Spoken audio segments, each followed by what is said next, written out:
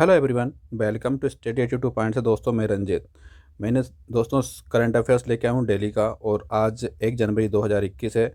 तो सबसे पहले सभी दोस्तों को नववर्ष की हार्दिक शुभकामनाएं। और शुरू करते हैं। क्वेश्चन नंबर फर्स्ट ये रहा आपकी स्क्रीन पर। दोस्तों क्वेश्चन है, दुनिया का पहला देश कौन सा है जिसने ऑक्सफोर्ड और एस्ट्राजेनेका की कोविड वैक्सीन को मंजूरी दी है? चार ऑप्शन है दोस्तों, अमेरिका और फ्रांस, ब्रिटेन और इजराइल। करेक्ट आंसर है दोस्तों इसका, आप वीडियो पॉज करके भी इसका आंसर दे सकते हैं। और इसका करेक्ट आंसर होगा दोस्तों ब्रिटेन। ऑप्शन थर्ड इसका राइट आंसर होगा, ब्रिटेन। इसके बारे में है दोस्तों, इससे पहले फाइजर की वैक्सीन को इजाज़त मिल चुकी है, और ब्रिटेन ने अमेरिका की फाइजर और जर्मनी की बायोएपटेक द्वारा संयुक्त रूप से विकसित वैक्सीन की आपातकालीन इस्तेमाल की इजाज़त दे दी गई है। तो दुनिया का पहला देश बन गया दोस्तों ब्रिटेन। ऑप्शन थर्ड इसका राइट आंसर होगा। और बात करते हैं क्वेश्चन नंबर 2 की। क्वेश्चन नंबर 2 है दोस्तों, भारत के पूर्व तेज गेंदबाज एस श्रीसंत, जिसे अगले महीने होने वाले सैयद मुश्ताक अली T20 टूर्नामेंट के लिए शामिल किया गया है, इन पर कितने साल का प्रतिबंध लगा था? तो चार ऑप्शन है दोस्तों, 5 वर्ष का, 7 वर्ष, 9 वर्ष या फिर 3 वर्ष। तो इसका करेक्ट आंसर होगा दोस्तों 7।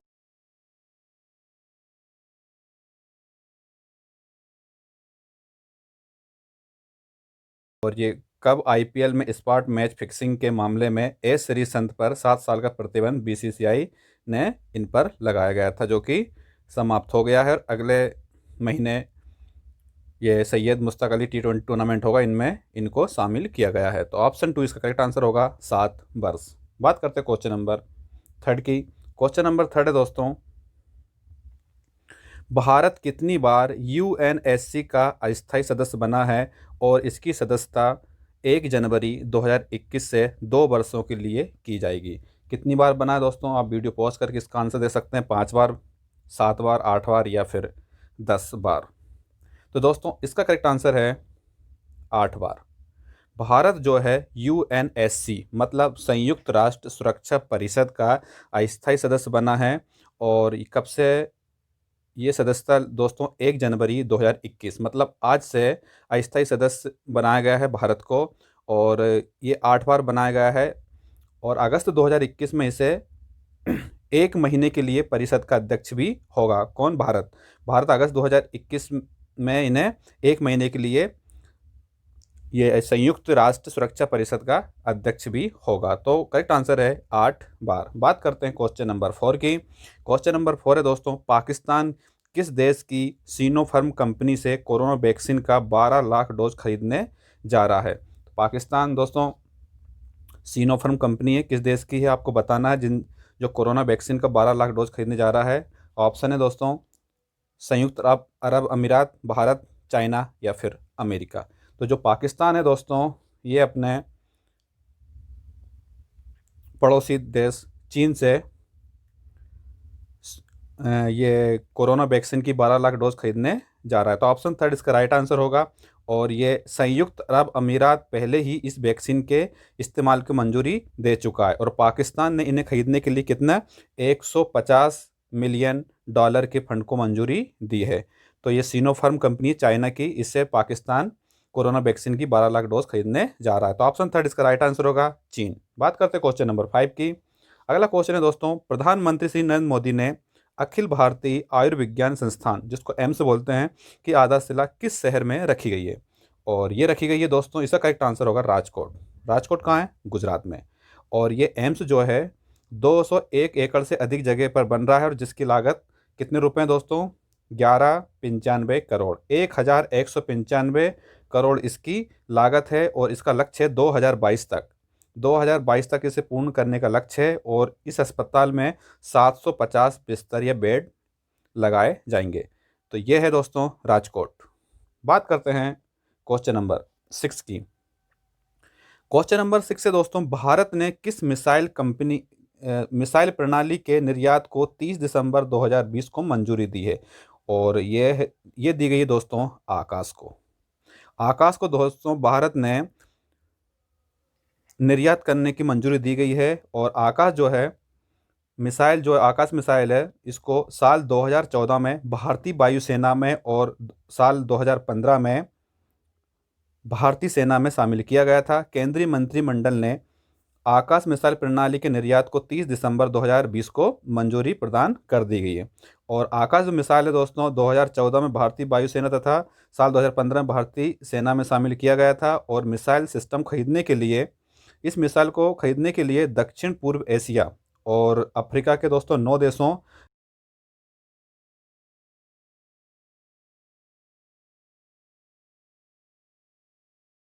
विकास हुआ है। और ये भारत की पहली स्वदेशी रूप से डिजाइन की गई मिसाइल प्रणाली है। तो इम्पोर्टेंट क्वेश्चन है आपकी आगामी एग्जाम के लिए। तो भारत ने किस मिसाइल को निर्यात को मंजूरी दे दी गई है? ये दे दी गई है दोस्तों आकाश मिसाइल। ऑप्शन 2 इसका राइट आंसर होगा। बात करते हैं क्वेश्चन नंबर 7 की। क्वेश्चन नंबर 7 है दोस्तों, निम्न में से किस मंत्रालय ने दुनिया भर में भारतीय समुदाय के लोगों से जुड़ने हेतु वैश्विक प्रवासी रिश्ता पोर्टल और ऐप की शुरुआत की है? और ये की गई दोस्तों, इसका करेक्ट आंसर बताता हूँ आपको। इसका करेक्ट आंसर है विदेश मंत्रालय ने। विदेश मंत्रालय ने दोस्तों दुनिया भर में भारतीय समुदाय के 3.12 करोड़ लोगों से जुड़ने के लिए एक वैश्विक प्रवासी रिश्ता पोर्टल और ऐप की शुरुआत की गई है। और पोर्टल जो है दोस्तों, इस ऐप की शुरुआत के कार्यक्रम के दौरान विदेश राज्य मंत्री श्री विदेश राज्य मंत्री श्री बी मुरलीधरन ने कहा है कि इसका मकसद क्या है। इसका मकसद भारतीय मिशन और भारतीय समुदाय के लोगों के बीच में त्रिस्तरीय संवाद स्थापित करेगा। और मोबाइल ऐप का उपयोग भारतीय समुदाय के लोग और भारतीय नागरिक करेंगे, जबकि वेब पोर्टल का उपयोग मिशन के द्वारा किया जाएगा। तो इम्पोर्टेंट क्वेश्चन है, विदेश मंत्रालय के द्वारा वैश्विक प्रवासी रिश्ता पोर्टल और ऐप की शुरुआत की गई है। ऑप्शन है इसका राइट आंसर होगा। बात करते हैं क्वेश्चन नंबर 8 की।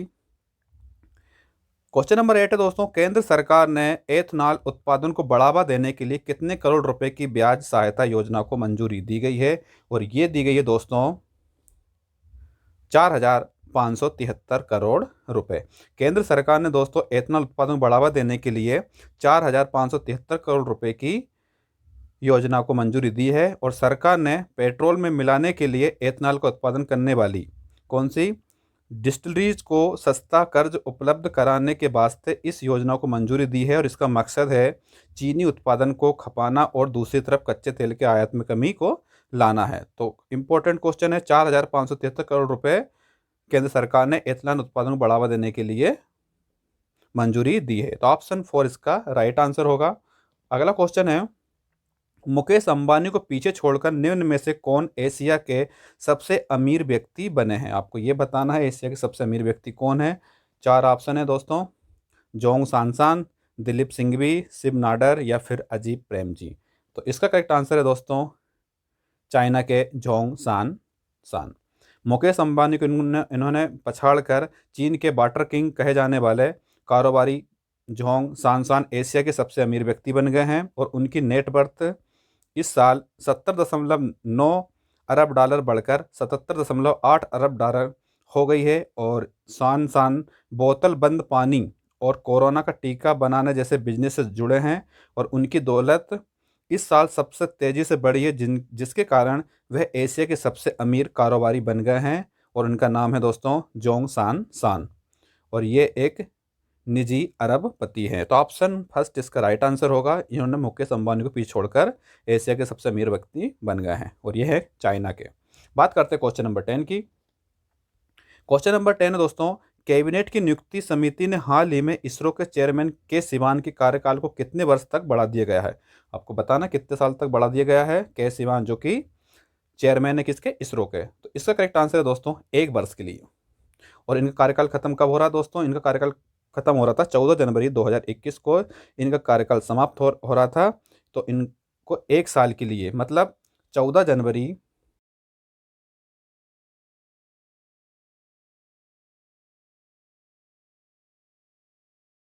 Space centre and liquid propulsion centre के निदेशक के रूप में भी कार्य किया है। तो 1 वर्ष के लिए इनका कार्यकाल बढ़ा दिया गया है और ये रिटायर होंगे अब 14 जनवरी 2022 को।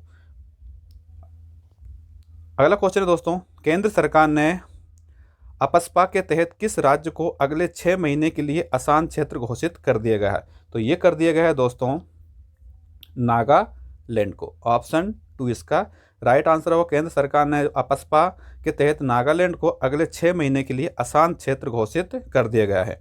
अधिसूचना में कहा गया है कि केंद्र सरकार का यह मत है कि संपूर्ण नागालैंड राज्य की सीमा के भीतर आने वाले क्षेत्र ऐसी अशांत और खतरनाक स्थिति में है जिससे वहां नागरिक प्रशासन की सहायता के लिए सशस्त्र बलों का प्रयोग करना आवश्यक है। और इस साल 1 जुलाई को भी केंद्रीय गृह मंत्रालय ने राज्य को अशांत क्षेत्र घोषित किया है। उस समय जारी अधिसूचना के मुताबिक यह अवधि भी 6 माह की थी। तब सरकार ने कहा कि पूरे नागालैंड राज्य में स्थिति परेशान करने वाली और खतरनाक हो सकती है, इसलिए 6 महीने के लिए अशांत क्षेत्र घोषित कर दिया गया है और ये किया गया है नागालैंड को। तो ये दोस्तों इंपॉर्टेंट क्वेश्चन थे। और आज का प्रश्न है दोस्तों, भारत की पहली लिथियम रिफाइनरी किस राज्य में स्थापित की जाएगी? आपको ये बताना है, इसका आंसर आपको कमेंट बॉक्स में देना है। और पहला ऑप्शन है कर्नाटक, और दूसरा ऑप्शन है झारखंड, राजस्थान, फिर गुजरात। तो इसका आंसर आप मुझे कमेंट सेक्शन में दे सकते हैं। और क्वेश्चन है, भारत की पहली लिथियम रिफाइनरी किस राज्य में स्थापित की जाएगी? तो ये थे दोस्तों इंपॉर्टेंट क्वेश्चन करंट अफेयर्स 1 जनवरी 2021 के। फिर मिलता हूँ मैं डेली करंट अफेयर में। जब तक के लिए जय हिंद, वंदे मातरम। थैंक यू दोस्तों।